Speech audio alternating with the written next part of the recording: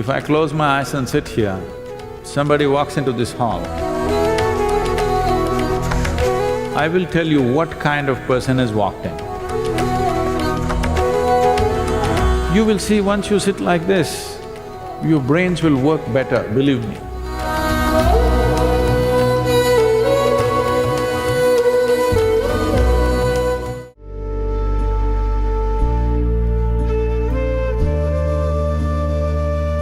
If you know human body from within, you yourself look at this.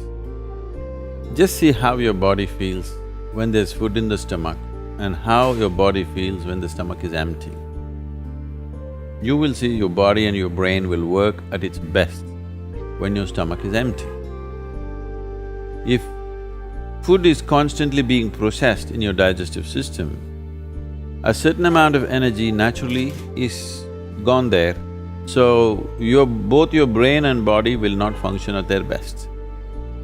If you want to be at your full potential, you must keep your body and your metabolism of the body in such a way, whatever you eat, within 1.5 to 2.5 hours, your stomach must be empty. This is what yoga always insists. Within an hour and a half to two, your stomach should be empty. Stomach being empty does not mean hunger. Only when the energy levels run down, you feel hunger. Otherwise, stomach must be empty.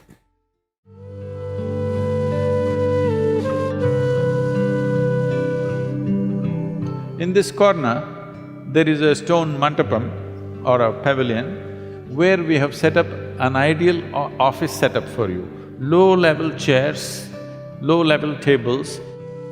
You will see once you sit like this, your brains will work better, believe me.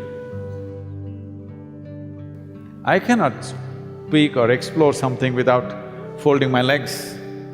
At least one leg must be folded, otherwise I know the difference, how my brain will work.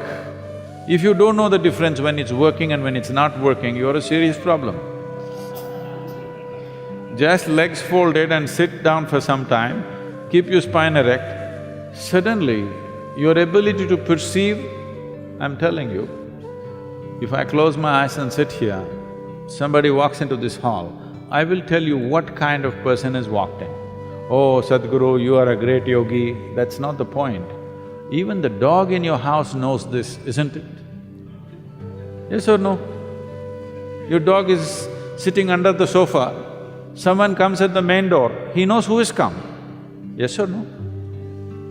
What a dog can know, you cannot know.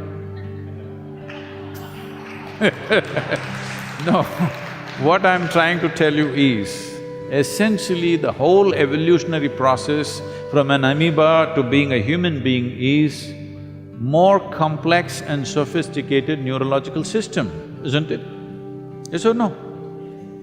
You have, as a human being, the most sophisticated neurological system. If a dog can sense it, you can also sense it. It is just that you are in a muddle of thought all the time. Because the necessary attention is gone in most people. Because they are seeing a kaleidoscope of colors on their screens and stuff, they've lost that ability. One thing is to bring this attention back. Every dimension of yoga is made to heighten your attention to a level that whatever is here, you should not miss it. Everything must be in your experience. That is when you can call yourself a full-fledged human being. Do not carry your attention deficiency as some kind of a qualification.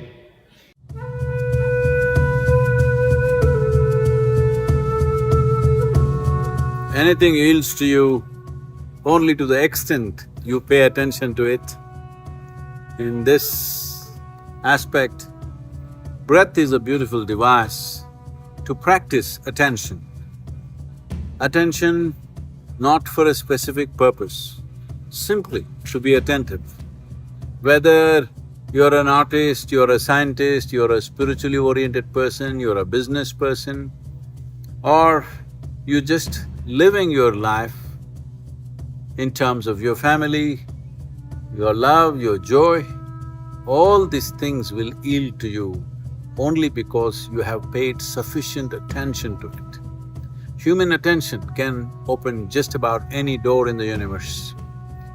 But to be able to be attentive without purpose, without calculating the results, just to be attentive, to make life force into an attentive process, your attention can be just of the mind, or you can engage your whole body in your attention.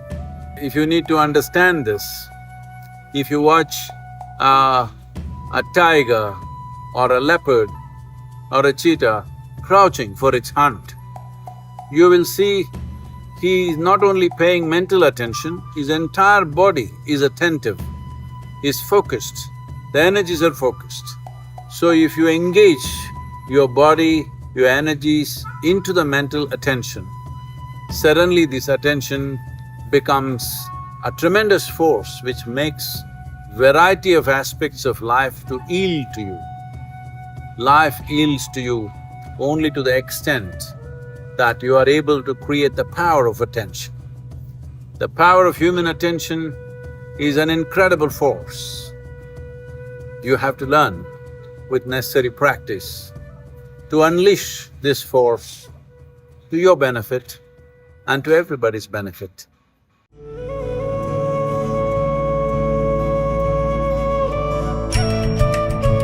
All of you should pay attention to, my wonderful vessel. Please, pay attention. Please just do this right now. You shouldn't take your attention off this vessel. Just pay attention. It's such a beautiful vessel. Please. So, now as I speak, see, you can't stay with that vessel. One moment and okay. Now, suppose you fell in love with this vessel. Now if I hide this vessel, you want to see it. It doesn't matter where the vessel goes, in your mind the vessel plays. Now your mind is like this, because you're emotionally involved with it. You fell in love with the vessel and now your mind is constantly on it. So this is what devotion is.